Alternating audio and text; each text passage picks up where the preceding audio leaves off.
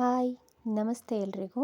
Morning ನಾನು millet ಮಾರ್ಟ್ನ ಮಾಡ್ತೀನಿ. ಯಾವುದೇ ರೀತಿ ಕಾಫಿ ಟೀ ಮಾಡೋದಿಲ್ಲ. ಸೊ ಈ ಮಿಲೆಟ್ ಮಾರ್ಟ್ನ ಕುಡಿಯೋದ್ರಿಂದ ಬಾಡಿಗೆ ಹೆಲ್ತಿ ಆಗಿರುತ್ತೆ, ಜೊತೆಗೆ ಡೇ ಫುಲ್ ಎನರ್ಜಿಟಿಕ್ ಆಗಿ ಕೂಡ ಇರುತ್ತೆ. ಸೊ ಅದಕ್ಕೋಸ್ಕರ ನಾನು ಮಿಲೆಟ್ ಮಾರ್ಟ್ನ ಮಾಡ್ತೀನಿ. ಇದನ್ನು ಮಾಡಿ ಒಂದು ಹಾಫ್ ಆನ್ ಅವರ್ ನಾನು ಎತ್ತಿಡ್ತೀನಿ.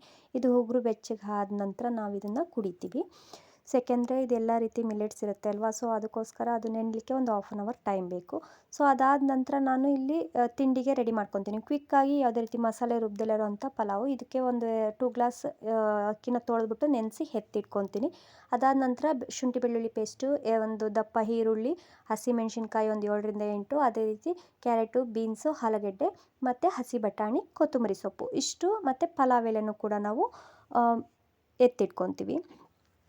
ಸೊ ಇದನ್ನು ನಾವು ಯಾವ ರೀತಿ ಮಾಡ್ತೀವಿ ಅಂದರೆ, ಒಂದು 2 ಟೇಬಲ್ ಸ್ಪೂನ್ ಎಣ್ಣೆ ಹಾಕ್ಬಿಟ್ಟು ಅದಕ್ಕೆ ನಾನು ಮಸಾಲೆ ಐಟಮ್ಸ್ ಏನಿರುತ್ತೆ ಅಂದರೆ ಪಲಾವ್ ಎಲೆ, ಸೋಂಪು ಮತ್ತು ಹಸಿಮೆಣ್ಸಿನ್ಕಾಯಿ ಎಲ್ಲ ಹಾಕ್ಬಿಟ್ಟು ನಾನು ಮಿಕ್ಸ್ ಮಾಡ್ಕೊತೀವಿ. ಸೊ ಈರುಳ್ಳಿನೂ ಕೂಡ ಇದರಲ್ಲಿ ಹಾಕಬೇಕು. ಈರುಳ್ಳಿ ಹಾಕಿ ಆದಮೇಲೆ ಒಂದು ಸ್ವಲ್ಪ ಬ್ರೌನಿಷ್ ಬರೋವರೆಗೂ ನಾವು ಅದನ್ನು ಹಾಗೆಯೇ ಲೋ ಫ್ಲೇಮಲ್ಲಿ ನಾವು ಅದನ್ನು ಬಾಡಿಸ್ಕೋಬೇಕು. ಸೊ ಅದಾದ ನಂತರ ಅದು ಬೆಂದ ಮೇಲೆ ಸ್ವಲ್ಪ ನಾವು ಶುಂಠಿ ಬೆಳ್ಳುಳ್ಳಿ ಪೇಸ್ಟ್ ಕೂಡ ಅದರಲ್ಲಿ ಹಾಕ್ಕೊತೀವಿ. ಶುಂಠಿ ಬೆಳ್ಳುಳ್ಳಿ ಹಸಿ ಸ್ಮೆಲ್ ಹೋಗೋವರೆಗೂ ಕೂಡ ಅದೇ ರೀತಿ ಎಣ್ಣೆಯಲ್ಲಿ ಫ್ರೈ ಮಾಡ್ಕೋಬೇಕು.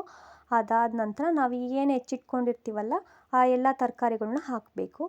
ಕ್ಯಾರೆಟು, ಬೀನ್ಸು, ಆಲೂಗೆಡ್ಡೆ ಜೊತೆಗೆ ಹಸಿ ಬಟಾಣಿ ಎಲ್ಲದನ್ನು ಹಾಕ್ಸ್ಕೊಂಡು ನೀಟಾಗಿ ಸ್ವಲ್ಪ ಅದನ್ನು ಹಾಗೆಯೇ ಬ್ರೌನ್ ಬರೋವರೆಗೂ ಒಂದು ಸ್ವಲ್ಪ ಬಾಡಿಸ್ಕೋಬೇಕು. ಬಾಡಿಸ್ಕೊಂಡಾದಮೇಲೆ ನಾವು 2 ಗ್ಲಾಸ್ ಅಕ್ಕಿಗೆ ನಾನು 4 ಗ್ಲಾಸ್ ನೀರನ್ನ ಹಾಕ್ತಾಯಿದ್ದೀನಿ. ಜೊತೆಗೆ ತೊಳೆದು ನೆನೆಸಿಟ್ಟಿದ್ದ ಅಕ್ಕಿನೂ ಕೂಡ ಅದು ಬೇಯುವಾಗ, ನೀರು ಕುದಿಯುವಾಗ ಅದರಲ್ಲಿ ಮಿಕ್ಸ್ ಮಾಡ್ಕೋಬೇಕು. ಮಿಕ್ಸ್ ಮಾಡ್ಕೊಂಡಾದ ನಂತರ ಇದಕ್ಕೆ ನಾವು ರುಚಿಗೆ ತಕ್ಕಷ್ಟು ಉಪ್ಪನ್ನು ಕೂಡ ನಾನು ಅದರಲ್ಲಿ ಮೆನ್ಷನ್ ಹಾಕಬೇಕಾಗುತ್ತೆ. ಅದಾದ ನಂತರ ಅದನ್ನೆಲ್ಲ ಫುಲ್ಲು ನೀಟಾಗಿ ನಾವು ಮಿಕ್ಸ್ ಮಾಡಿ ಆದ ನಂತರ ಕೊನೆಯಲ್ಲಿ ಲಾಸ್ಟಲ್ಲಿ ನಾವು ಇದಕ್ಕೆ ಕೊತ್ತಂಬರಿ ಸೊಪ್ಪು ಕೂಡ ಹಾಕಬೇಕಾಗುತ್ತೆ. ರುಚಿಗೆ ತಕ್ಕಷ್ಟು ಉಪ್ಪು ಹಾಕಿದ ನಂತರ ನಾವು ಕೊತ್ತಂಬರಿ ಸೊಪ್ಪನ್ನ ಹಾಕಿಬಿಟ್ಟು ನೀಟಾಗಿ ಎಲ್ಲದನ್ನು ಕೂಡ ಮಿಕ್ಸ್ ಮಾಡಿಬಿಟ್ಟು ಒಂದು 2 ವಿಸಲ್ಸ್ನ ತೊಗೋಬೇಕಾಗುತ್ತೆ.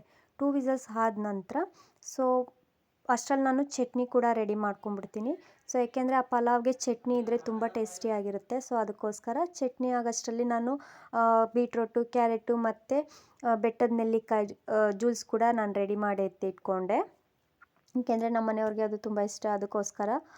ಸೊ ಅದನ್ನು ರೆಡಿ ಮಾಡಿ ಎತ್ತಿಟ್ಕೊಂಡು ಅಷ್ಟರಲ್ಲಿ ವಿಸಲ್ ಕೂಡ ಬಂದಿತ್ತು. ಸೊ ತಿಂಡಿನ ನಾನು ರೆಡಿ ಮಾಡಿ ಹಾಕಿ ತಿಂಡಿ ತುಂಬ ಚೆನ್ನಾಗಿ ಬಂದಿತ್ತು. ಎಲ್ಲದು ಕೂಡ ಅಕ್ಕಿ ಕೂಡ ಉದುದ್ರಾಗಿ, ಅನ್ನ ಕೂಡ ತುಂಬ ಚೆನ್ನಾಗಿತ್ತು. ಟೇಸ್ಟ್ ಕೂಡ ತುಂಬ ಚೆನ್ನಾಗಿತ್ತು. ನೀವು ಒಂದ್ಸಲ ಟ್ರೈ ಮಾಡಿ ನೋಡಿ. ಅದೇ ರೀತಿ ಇದನ್ನು ಮಾಡಿ ಆದಮೇಲೆ ನಾನು ಎತ್ತಿಟ್ಟೆ. ಅಷ್ಟರಲ್ಲಿ ನಮಗೆ ಕಾಲ್ ಬಂತು, ಕೊರಿಯರ್ ಬಂದಿದೆ ಅಂತೇಳಿ ಅಂದ್ಬಿಟ್ಟು. ಸೊ ಅದಕ್ಕೋಸ್ಕರ ನಮ್ಮ ಹಸ್ಬೆಂಡ್ ಹೋಗಿದ್ರು ತೊಗೊಂಬರೋಕ್ಕೆ ಅಂತೇಳಿ, ಪಾರ್ಸಲ್ ಬಂದಿದೆ ಅಂತೇಳಿ. ಅವ್ರು ತಿಂಡಿ ತಿಂದ್ಕೊಂಡು ಆ ಪಾರ್ಸಲ್ನ ಓಪನ್ ಮಾಡಿದ್ರು.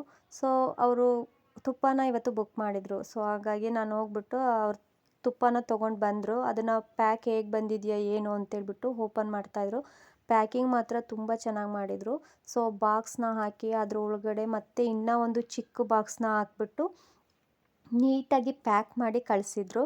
ಸೊ 2 ಪ್ಯಾಕ್ನ ಮಾಡಿ ಅದರ ನಂತರ ಇದನ್ನು